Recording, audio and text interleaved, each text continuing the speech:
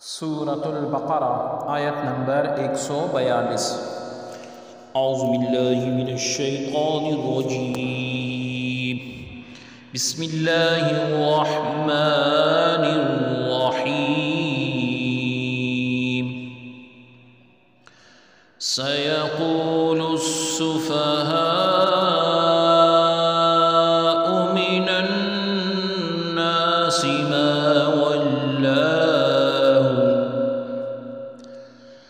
ما ولاهم عن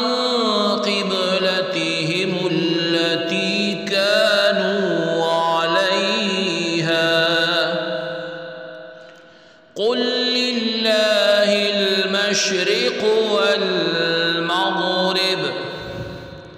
يهدي من يشاء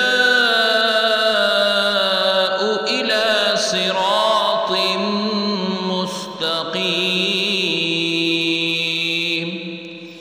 لفظی ترجمہ ہے ساعًا قریب۔ یقولو کہیں گے السفہاء بیوقوف من سے الناسی لوگوں، ماں کس چیز نے ولا پھیر دیا ہم ان کو، ان سے قبلتی قبلہ ہم ان کا، التی جو کہ کانو تھے وہ، علی اوپر ہا اس کے، قل فرماؤ لی ملکیت اللہ رب العزت کی، المشرق مشرق وا اور المغرب مغرب، یہدی وہ ہدایت دیتا ہے من جسے یشاء چاہتا ہے، الی طرف صراط راستہ مستقیم سیدھا۔ با محاورہ ترجمہ ہے اب بے وقوف لوگ یہ کہیں گے کہ ان مسلمانوں کو اپنے اس قبلہ بیت المقدس سے کس نے پھیر دیا جس پر وہ پہلے سے تھے۔ آپ فرما دیں مشرق و مغرب سب اللہ رب العزت ہی کے لیے ہے، وہ جسے چاہتا ہے سیدھی راہ پر ڈال دیتا ہے۔ آیت کی تفسیر میں فرمایا گیا سیقول السفہاء من الناس،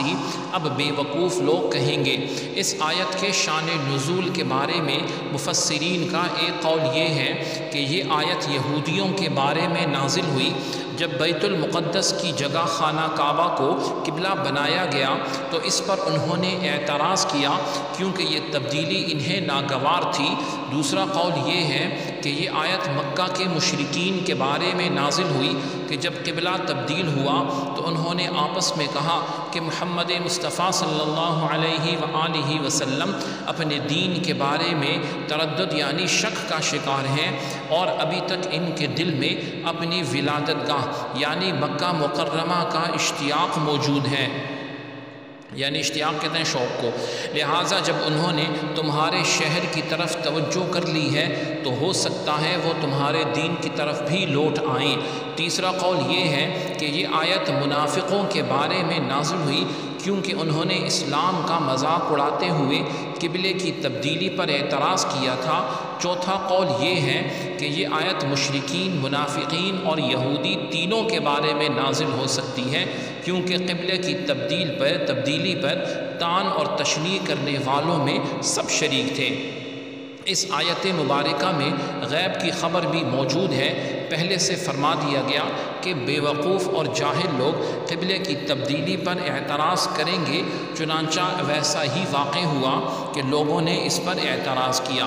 السفہاء من الناس بے وقوف لوگ، قبلے کی تبدیلی پر اعتراض کرنے والوں کو بے وقوف اس لیے کہا گیا کہ وہ ایک واضح بات پر اعتراض کر رہے تھے کیونکہ سابقہ انبیاء علیہم السلام نے رسول اللہ صلی اللہ علیہ وسلم کے خصائص اور کوالٹیز اور جو ہیں آپ کی خصوصیات میں آپ کا ایک لقب جو ہے وہ اپنی امتوں کو بتایا تھا کہ آپ ذو القبلتین یعنی دو قبلوں والے ہوں گے،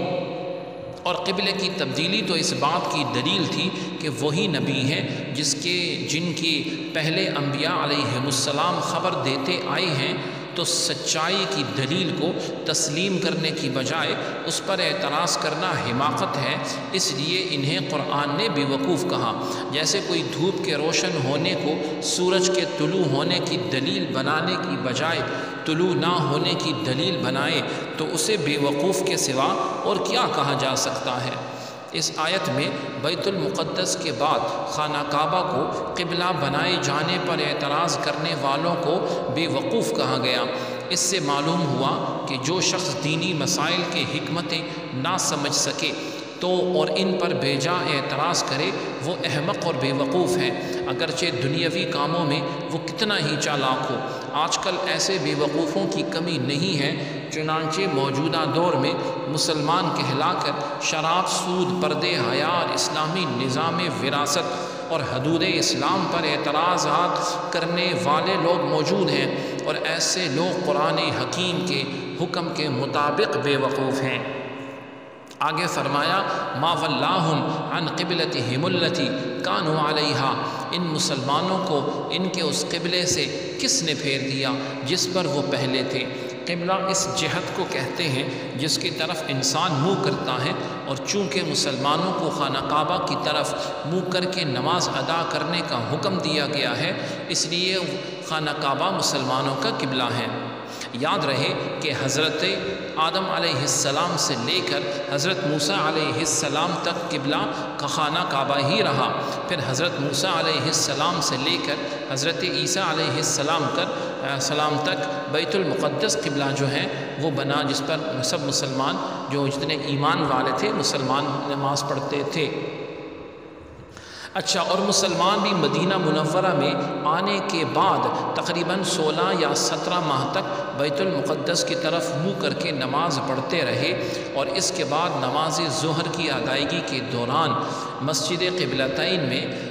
قبلے کی تبدیلی کا واقعہ ہوا۔ نیز یہ بھی یاد رہے کہ حج ہمیشہ کعبہ ہی کا ہوا ہے،